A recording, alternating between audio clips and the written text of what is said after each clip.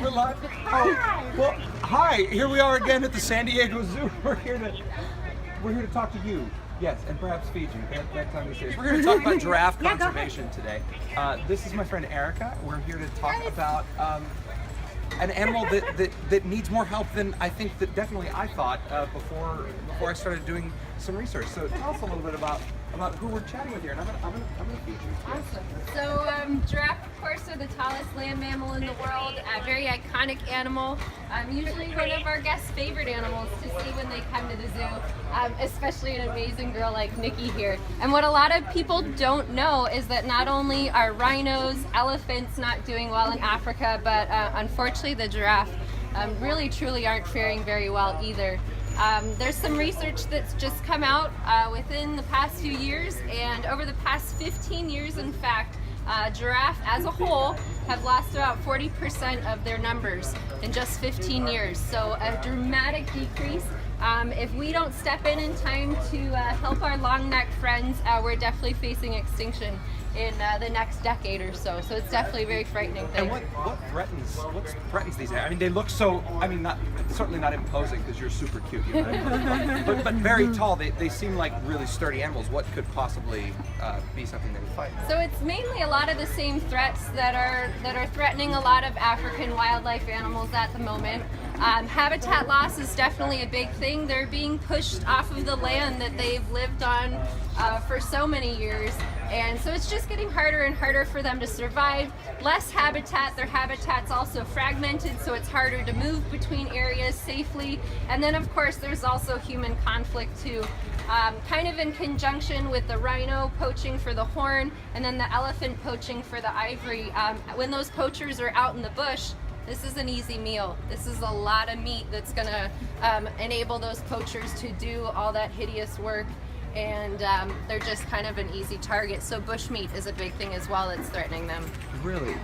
So, and what are some of the things that the San Diego Zoo's involved in? I know I did some reading, some great articles that have already come out, and I believe another one that's getting ready to come out, about things that San Diego Zoo's involved with perhaps 3 babies in three young ones that were orphaned. Well, up at the safari park, they do have a few youngsters who unfortunately did lose their moms over the past few years, so they've done a lot of hand raising with them there.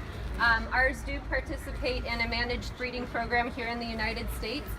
These are Maasai giraffe. They happen to be the most numerous of the giraffe that remain. However, it's still really critical that we do maintain a population here in captivity. So our breeder, Bolt Silver, has contributed 26 kids over his lifetime. Doing well. Wow. Doing very well. He's very enthusiastic about contributing. And, and Nikki is a contributor as well. She's actually given birth to 4 calves. So we are a part of that species survival plan for Maasai giraffe in captivity in the United States. We also work in the field in Africa as well. Our researcher David O'Connor does some awesome work in Kenya, kind of learning about how giraffe and people can coexist a bit better, which is really truly part of the problem right now. Is just it's hard for the wildlife to exist as they please along with humans. So up on the left, this is Nikki. She's an 18-year-old female. In the middle, of course, is Silver. He's our bull. He actually just celebrated his 23rd birthday a couple weeks ago, so we're very, very proud of him. Wow. And Harriet is the one on the right. And what is the normal lifespan of a giraffe? Like how old is 25? 25 is pretty old. Pretty old? In the wild right now, due to all those threats, habitat loss, even snares that poachers are leaving out in the bush are, a lot of wildlife like giraffe are getting entangled in them. So with all those threats, they'd be lucky to live into their late teens in the wild. But in captivity, due to our amazing management, due to the amazing veterinary staff we have, they can reach their mid-20s. So we're definitely really proud of that. Yeah.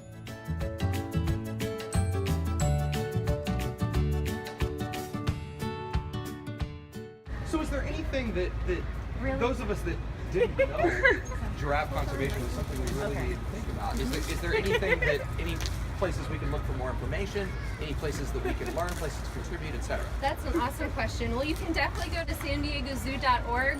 Like I mentioned, we do have researchers on the ground in Africa that are looking for solutions to protect giraffe and save them from extinction.